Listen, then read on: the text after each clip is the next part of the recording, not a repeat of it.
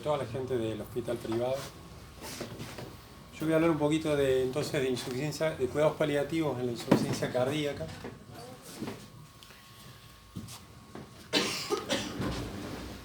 Bueno, como introducción, ustedes saben, la insuficiencia cardíaca es altamente prevalente, fundamentalmente en una población anciana que tiene alta comorbilidad. Algunos reportes la citan como principal causa de muerte en el mundo occidental. Tiene un impacto enorme en lo que es calidad de vida, función y sobrevida de los pacientes afectados. A nivel del sistema de salud también genera altos costos para los sistemas de atención. Y hay cada vez una ampliación constante de las terapéuticas disponibles para el tratamiento de la enfermedad avanzada, lo que va complejizando un poco las ofertas y la intervención de la medicina paliativa en este contexto. Cuidados paliativos se refiere a una especialidad relativamente nueva, digamos, en Argentina a partir del año 2015 ya es una especialidad reconocida, pero en el mundo es desde la década del 60 o del 70, que tiene por objetivo mejorar la calidad de vida de las personas que tienen una enfermedad grave que amenaza la vida y o la calidad de vida. A riesgo de hacer una simplificación muy grande, se puede decir que el especialista se ocupa de los aspectos más específicos o técnicos de la enfermedad, y el rol del médico paliativista o del equipo de cuidados paliativos es ver a la persona en su totalidad y el impacto que la enfermedad tiene en la calidad de vida y en la posibilidad de esta de ocasionar sufrimiento. Son como dos roles que progresivamente en distintas enfermedades se empiezan a integrar en el cuidado de pacientes con enfermedades avanzadas. Cuidados paliativos, bueno, como les decía, es una especialidad reconocida en Estados Unidos, Canadá, en el Reino Unido. Actualmente el 85% de los hospitales de Estados Unidos que tienen más de 300 camas tienen un programa de cuidados paliativos hospitalario. Y desde el año 2015 en Argentina es una especialidad médica reconocida por el Ministerio de Salud. Mientras que si uno ve los reportes de los atlas globales de cuidados paliativos que produce la Organización Mundial de la Salud, se plantea que menos del 10% de las personas en el mundo que necesitan este tipo de cuidados actualmente lo reciben. Recién yo nombraba que el objetivo de cuidados paliativos era mejorar la calidad de vida relacionada a la salud. Este es un concepto técnico, sobre todo un concepto que busca ver la evaluación subjetiva que hace el paciente de cómo es su calidad de vida. En eso va a influir los síntomas que produzca la enfermedad y la interferencia que estos tengan con la vida diaria de la persona, la posibilidad del funcionamiento físico, es decir, de ser independiente o cada vez tener más grados progresivos de dependencia, el funcionamiento social para el afrontamiento de la enfermedad avanzada, que muchas veces le impone a las familias una serie de demandas crecientes sobre recursos, uso de recursos. El bienestar psicológico, esto para el paciente es muy importante, es decir, qué significado tiene y en la historia de vida de esa persona la presencia de la enfermedad. Y después la posibilidad de expresar preferencias sobre el tipo de cuidado que el paciente quiere recibir y que este cuidado sea acorde a sus deseos y valores. Todo eso es evaluar un poco calidad de vida relacionada a la salud, y estos son los dominios que los que hacemos cuidados paliativos tratamos de evaluar con un paciente para ver si podemos mejorar su calidad de vida. Antes, cuidados paliativos seguía un modelo más o menos parecido a este, es decir, el paciente se trataba con tratamientos que prolongaban la vida hasta que en algún momento el médico decía ya no hay nada más para hacer, y a partir de ese momento empezaba el cuidado hospice o este cuidado más low cost, más orientado a la calidad de vida, más buscando integrar aspectos espirituales del cuidado. Y esto generalmente era fuera del hospital. Actualmente en los sistemas de salud se busca que haya una integración progresiva del diagnóstico de la enfermedad avanzada. En la insuficiencia cardíaca esto sería cuando el paciente llega al estadio D, digamos, y que pueda continuar con tratamientos que prolongan la vida o tienen una intención no curativa, pero sí de prolongar la sobrevida, y progresivamente la introducción de cuidados paliativos. Que a medida que la enfermedad avanza y el paciente se va poniendo más grave, van ocupando una proporción más grande del total de los cuidados. Y luego el cuidado paliativo se extiende al duelo para asistencia de la familia. Este sería un modelo integral que los hospitales están buscando producir actualmente. Entonces, lo mismo que decía antes, cuando evaluamos un paciente tratamos de ver primero cuáles son sus síntomas físicos, dolor, disnea, fatiga, etcétera, etcétera. Los síntomas psicológicos, y en esto hay frecuentemente en la insuficiencia cardíaca ansiedad, depresión, trastornos cognitivos. Cuando entramos a comprender mejor al paciente, él nos puede decir qué comprende de la enfermedad y en esta creciente comprensión de la enfermedad y poder tomar decisiones propias, elegir qué tipo de cuidados un paciente puede beneficiarse o ser acordes a sus valores. Cuidados paliativos también se ocupa de necesidades que tienen que ver con asuntos sociales y problemas prácticos para resolver, sobre todo en personas que cada vez están más limitadas para moverse en la casa, necesitan una cama ortopédica o ayudas para caminar o prevenir la caída. Cuestiones que los médicos tradicionalmente no miramos, pero que tienen un impacto en la calidad de vida del paciente bastante importante, que sería en qué se apoyan ellos, los pacientes, los familiares, para afrontar la situación de sufrimiento de la enfermedad avanzada y la perspectiva de morir. Entonces, este dominio del cuidado es muchas veces muy importante para sostener a un paciente y a su calidad de vida. Y aquí intervienen también otros profesionales o no profesionales, por ejemplo en este caso ministros de fe o sacerdote o pastor evangelista, de acuerdo a la religión del paciente, que podrían ayudar en este dominio. Y un rol cada vez más creciente en los hospitales es que los equipos de cuidados paliativos, que muchas veces siguen un modelo de cuidado en el domicilio del paciente, coordinen con el equipo de cardiología, con el departamento de urgencias, con el servicio de emergencias prehospitalario, la coordinación y la continuidad en el cuidado, con el objetivo de evitar la reinternación evitable del paciente. Los resultados que tiene cuidados paliativos en términos muy generales, acá uno lo que es cáncer, enfermedad neurológica, enfermedad cardíaca, es que mejora los síntomas del paciente, permite un cuidado que sea seguro y efectivo muchas veces en el domicilio del enfermo, que es donde muchos pacientes quieren estar, evita la hospitalización innecesaria y aumenta la satisfacción de la unidad de tratamiento de la familia con el sistema de salud y disminuye la morbilidad psiquiátrica postraumática o postduelo de los familiares del paciente que ha fallecido en un sistema de cuidados paliativos, ¿se entiende? Bueno, ¿qué desafíos hay en la interrelación insuficiencia cardíaca y cuidados paliativos? Primero, uno que me parece importante es que es una enfermedad que tiene un curso impredecible, que la trayectoria es difícil de poder estimar cuando el paciente entra en la última etapa, a diferencia de otras enfermedades que nosotros atendemos, como por ejemplo el cáncer avanzado, los tumores sólidos en estadio avanzado. Y esta emergencia de nuevos tratamientos o nuevas opciones terapéuticas, tecnológicas, dispositivos, que vuelven un poco más impredecible cuando se está llegando al final de la vida.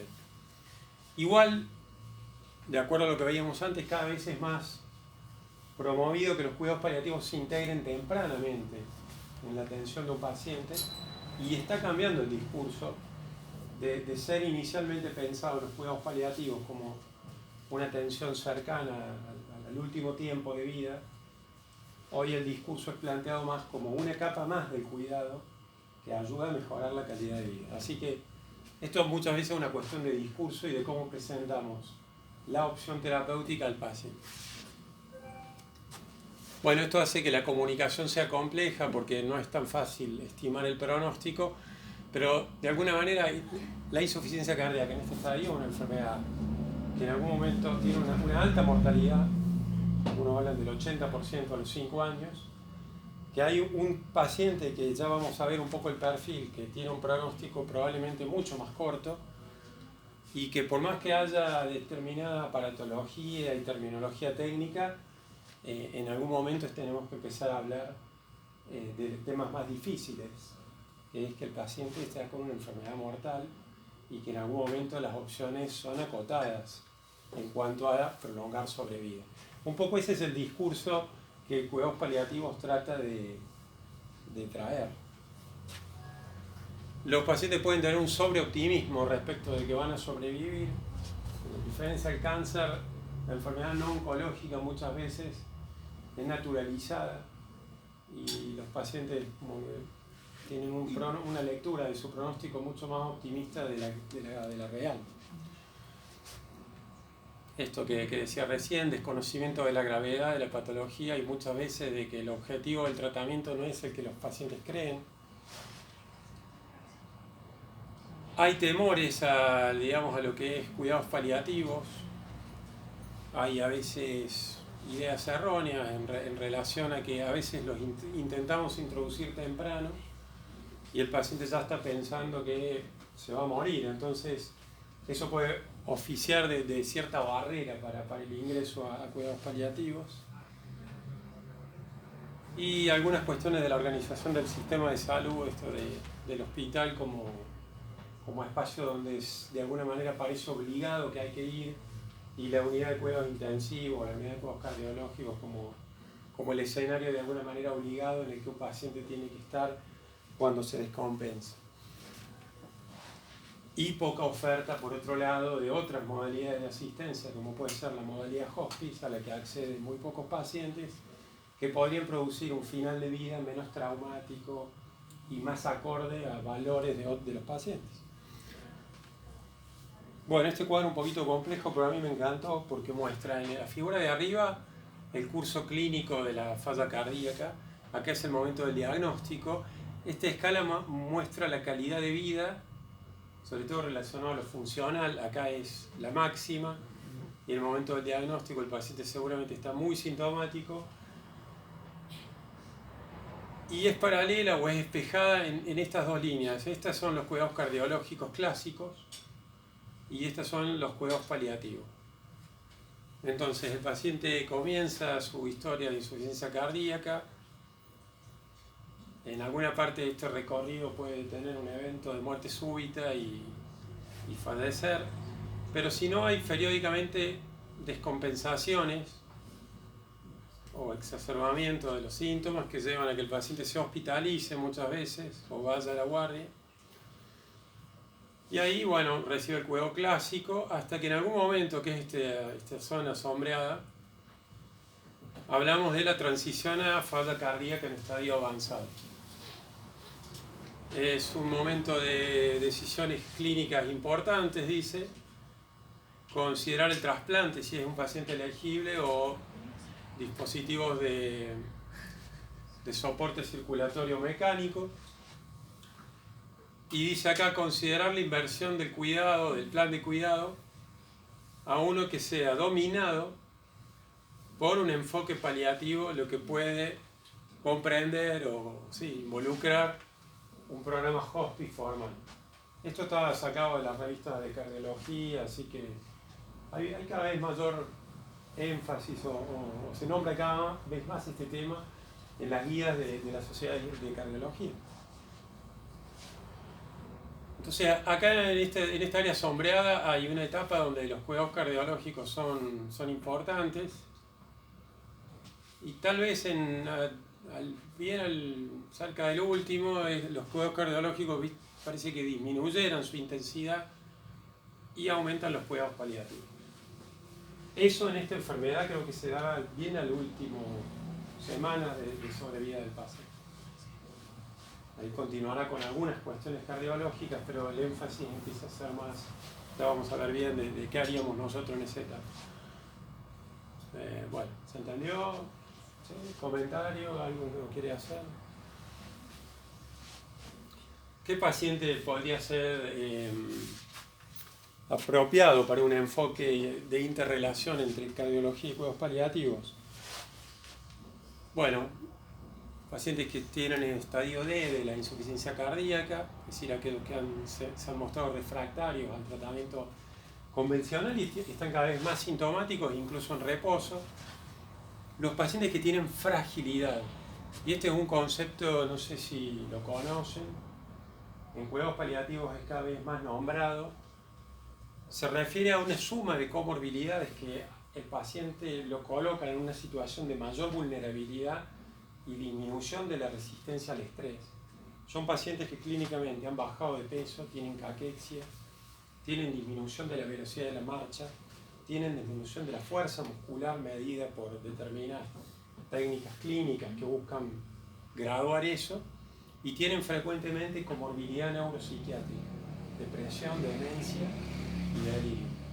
O sea, cuando se suma la depresión, demencia o delirio, lo neuropsiquiátrico, con la pérdida de peso y con el deterioro funcional del paciente que ya no puede ser tan independiente y necesita soporte para la actividad de la vida diaria, estamos hablando de un paciente frágil, y dentro de esto hay una fragilidad que es avanzada, que no es reversible, ¿cierto? Es un paciente que empieza a estar caquético en la cama, malnutrido y con alta vulnerabilidad a las infecciones o a otras intercurrencias, y eso también es una condición paliativa.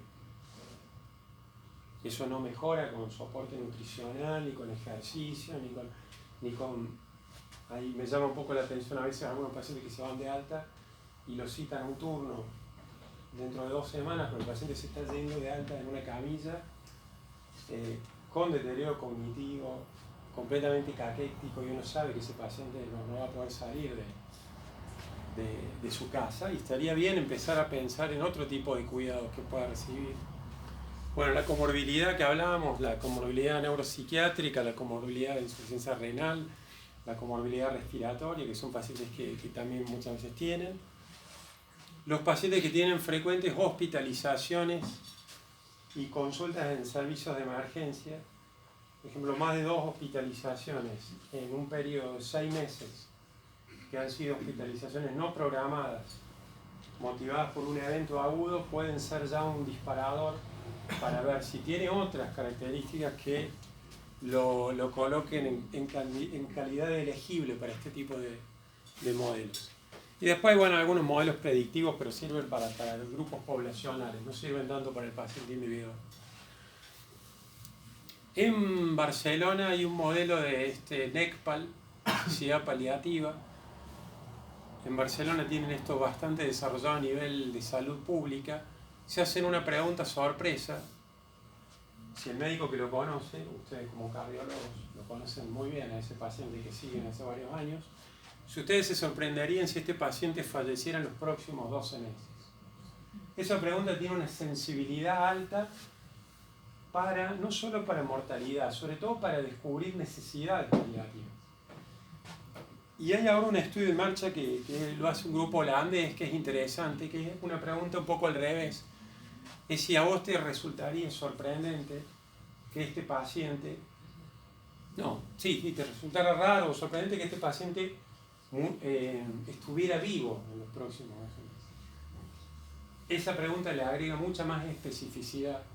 Cuando vos tenés ya una idea muy clara de que este paciente a vos te sorprendería que estuviera vivo. Son 2 preguntas que uno se puede hacer clínicamente, basadas en el juicio clínico del médico, y el modelo NECPAL le agrega alguna de estas características: disnea de reposo, de mínimo esfuerzo, mientras el paciente está estable, por supuesto, insuficiencia cardíaca dominada por el estadio 3 o 4, sería el síntoma en reposo, o enfermedad valvular severa no quirúrgica, o enfermedad coronaria no revascularizable, datos de la eco, datos de si tiene insuficiencia renal grave avanzada y si tiene asociación con hiponatremia persistente. Si tiene alguna de esas y tiene esta otra, sería modelo NECPAL positivo, y este paciente también es una forma de identificarlo para un vínculo temprano con equipos paliativos. Bueno, esta parte creo que solamente la nombro, obviamente ustedes conocen muchísimo más de esto, que siempre nos vamos a preguntar si hay una verdadera refractariedad. Entonces con el cardiólogo, nosotros acá trabajamos en colaboración o en equipo, hay que revisar si las guías se han aplicado de forma correcta respecto de los fármacos del tratamiento. Acá si el paciente es candidato a recibir inotrópicos intravenosos o alguna de estas terapias, resincronización cardíaca, cardiodesfibrilador, y estas dos cuestiones, bueno, el trasplante y los dispositivos de asistencia ventricular, que creo que son acá una excepción más que una regla, pero en otras sociedades esto también está como cambiando el panorama de cómo interrelaciona cuidados paliativos con pacientes que tienen este tipo de tratamientos muchas veces como terapia de destino, es decir, no como puente hacia el trasplante. Bueno, los síntomas de la insuficiencia cardíaca son muchos. Los pacientes pueden tener entre 9 y 11 síntomas. La fatiga es algo universal, los pacientes con alguna enfermedad crónica. La disnea parece ser el síntoma más común, presente en el 50 o 80% de los pacientes. Es multifactorial, no solo depende de la congestión, también depende de la sarcopenia y de ciertos reflejos que se producen entre receptores y el sistema nervioso central y condicionan que el paciente tenga disnea aún estando no congestionado, digamos, en su peso seco. La depresión, el dolor, que también es multifactorial, muchas veces no se sabe la causa, por supuesto que son pacientes que tienen enfermedad articular, pero muchas veces también tienen un sistema de inflamación crónica.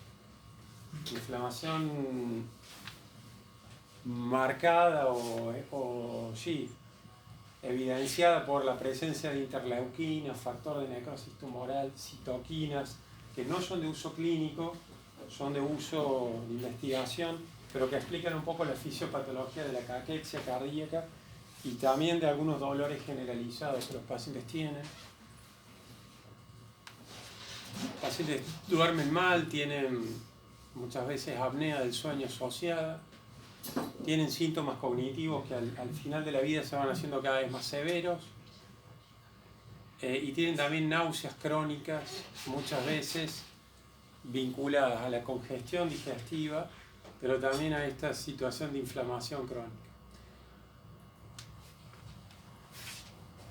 En el control de los síntomas, el paliativista se va, digamos, primero a preocupar con el cardiólogo, optimizar el tratamiento de la falla cardíaca.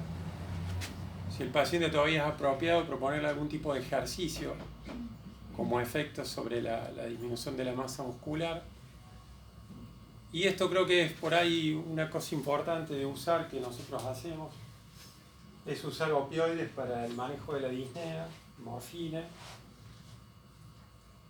generalmente en dosis más bajas que las que se usan para el dolor. Los pacientes que tienen falla renal tienen alto riesgo de que se acumulen metabolitos tóxicos de la morfina, y ahí hay que usar otro tipo de opioides como metadona, oxicodona, fentanilo, pero acá tenemos formulaciones de mucha potencia del fentanilo. Son remedios que hay que usar con cierto cuidado, pero que pueden mejorar el alivio de la disnea. El dolor también se maneja en general con opioides, ya que los antiinflamatorios por la enfermedad cardíaca no están recomendados. Hay antieméticos, no solamente la metoclopramida, que pueden utilizarse o que pueden servir para este tipo de náuseas. Y como antidepresivos se utilizan mucho los IRS, o inhibidores de recaptación de serotonina, teniendo en cuenta que pueden producir hiponatremia, pero que tienen menos riesgo de producir arritmias cardíacas que los viejos antidepresivos tricíclicos.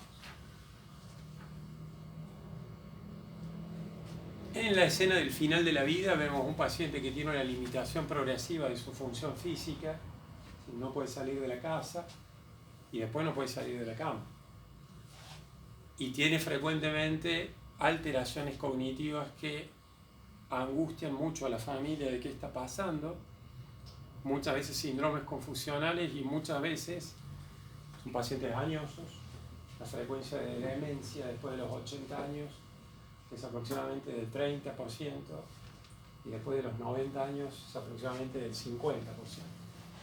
O sea que está la comorbilidad de demencia muchas veces presente con los síntomas de la demencia, ¿no es cierto? Trastornos funcionales, trastornos del sueño, trastornos de conducta. Hay cada vez más necesidad de cuidados continuos, es decir, del hogar al servicio de emergencia, a la internación, en un equilibrio muy frágil. Y se empieza a plantear la cuestión de la adecuación del esfuerzo terapéutico, que es decir, empezar a planificar en forma anticipada cómo van a ser los cuidados, cambiando un poco objetivos de terapias que prolongan la vida a toda costa a terapias que buscan más el confort, el alivio, la calidad de vida, y ahí está bueno ir viendo qué opciones ve el paciente como mejores a la hospitalización, etcétera, etcétera.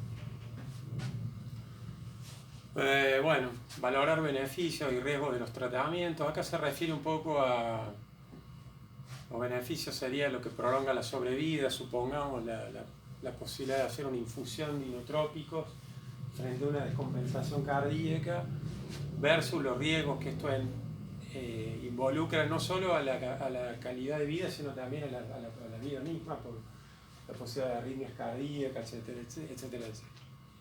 En algunos lugares creo que hay infusión de inotrópicos en el domicilio del paciente. Son áreas que acá todavía no las hemos explorado. Los pacientes tienen preferencias por el cuidado que se modifican en el tiempo. Es interesante preguntarle a los pacientes algunas preguntas simples, tratando de que puedan un poco hablar y que no se vean obligados siempre a seguir la misma línea. Es decir, por ejemplo, una fórmula común que se usa en insuficiencia cardíaca es plantearle al paciente qué pasaría si las cosas no salieran tan bien como estamos tratando de hacer. Es decir, estamos haciendo una serie de cosas, de tratamientos para que usted pueda estar mejor y vivir más, pero ¿qué pasaría si las cosas no salen tan bien? ¿Cómo le gustaría que sigamos atendiéndolo? Como para ir abriendo una ventana de oportunidad, de que los tratamientos pueden no ser siempre exitosos, que el paciente puede no mejorar y no compensarse o no estabilizarse, y el poder nombrar o empezar a pensar en que las cosas en algún momento no van a andar bien, y si un paciente llega preparado a esta etapa, probablemente llegue con más posibilidades de tener un último periodo menos traumático. Y en eso entra, por ejemplo, la desactivación del cardiodefibrilador, que eso sí es algo frecuente de usar. Los pacientes muchas veces no entienden bien qué es el cardiodefibrilador o cómo funciona. Creen que si se lo desactiva el paciente va a tener una muerte súbita o rápida, o que si se lo desactiva el médico está haciendo la eutanasia. Eso frecuentemente es motivo de confusión. No sé si para ustedes, yo lo que diría, y vemos si es claro, para ustedes es que esto es equivalente a no iniciar o a renunciar o a suspender un tratamiento de soporte vital. No es equivalente a eutanasia. Ni siquiera si un paciente tuviera un dispositivo de asistencia ventricular, que su suspensión implica así, ¿no es cierto?, la posibilidad de un fallecimiento en los siguientes minutos o horas. Eso tampoco es eutanasia, sino que está dentro de las posibilidades que la bioética, la ley, marca como posibles, que es decir, que se suspendan tratamientos que ya no son de beneficio del interés para el paciente. Bueno, entonces sería ¿cómo vamos cambiando de objetivos de cuidado? Y acá voy a poner de este lado los del cardiólogo. Disminuir los síntomas, disminuir la posibilidad de que se hospitalice, que mejore su estatus funcional, su calidad de vida, y que si disminuya la posibilidad de mortalidad, a objetivos de cuidados de tratar de controlar los síntomas, al menos en reposo, tratar los síntomas que producen distrés psicológico al paciente, no solo el médico, ¿no? Un equipo donde también trabaje un psicólogo o médico psiquiatra. Organizar los aspectos prácticos de una asistencia que muchas veces comprende al domicilio, no siempre como lugar último, pero sí donde el paciente pasa mucha parte del tiempo, digamos. Cómo adaptar el entorno donde el paciente vive a las limitaciones físicas, cómo incluir aspectos espirituales del cuidado,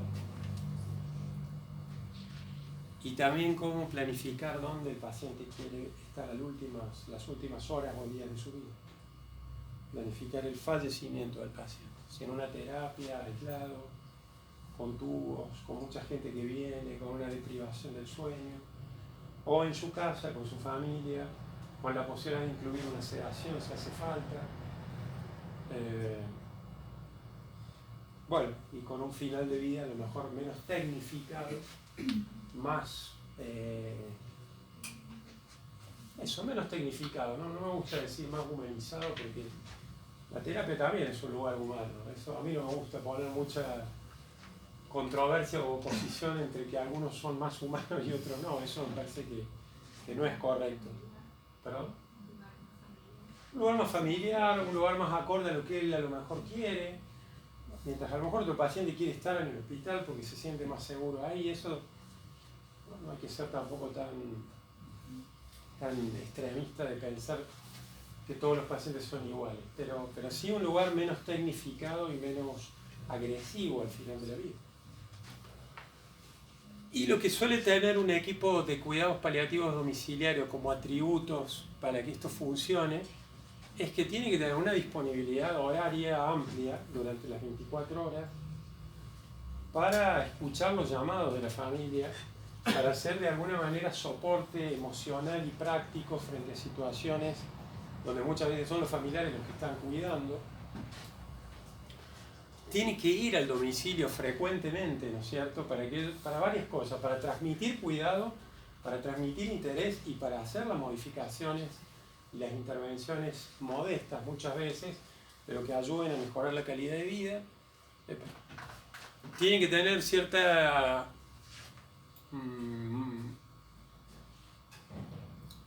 capacidad técnica, digamos, de manejar los síntomas, eficiencia sería, y tiene que poder hablar con la familia de una manera efectiva, que es decir, atender a las preocupaciones que ellos tienen, muchas veces también clarificar en qué estadio de la enfermedad estamos. Acá, cuando pasa esto, yo siempre llamo al oncólogo o al cardiólogo para que participen y de alguna manera no se vea esto como despegado de la atención clínica que el paciente ha recibido habitualmente. Y eso, bueno, ayuda, digamos, a quedarse en el domicilio y elegir esa opción como válida dentro del cuidado. Entonces, como conclusiones de la conversación, de esta charla entre cuidados paliativos y cardiología, sigue siendo un diagnóstico que implica alta mortalidad, por más que haya palabras que parecieran de alguna manera arreglar todo esto. Las palabras son hipnotrópicos intravenosos, dispositivos de asistencia ventricular, o sea, en algún momento el paciente confronta lo que todo ser humano le pasa, que es su última etapa de vida. Hay altas necesidades de asistencia, no sé qué quise poner, pero perdonen, algo no quedó bien. Creo que se refiere a necesidades multidimensionales, no solamente técnicas, sino también de asistencia psicológica, social, de índole práctica, no solo al paciente, sino también a la familia. Hay evidencia, hay estudios clínicos randomizados, aleatorizados, que hablan de una integración cardiología-medicina paliativa que es favorable para los pacientes. Y lo favorable se ve sobre todo en la posibilidad de esto, de que haya comunicación más transparente de qué está pasando, de qué podemos hacer, de qué es razonable de lograr, que se lo ayuda a los pacientes a tomar decisiones compartidas con el equipo, bueno, manejar los síntomas y atender a sus problemas psicosociales como forma de cuidar a un paciente con insuficiencia cardíaca en su estadio avanzado. Bueno, muchas gracias.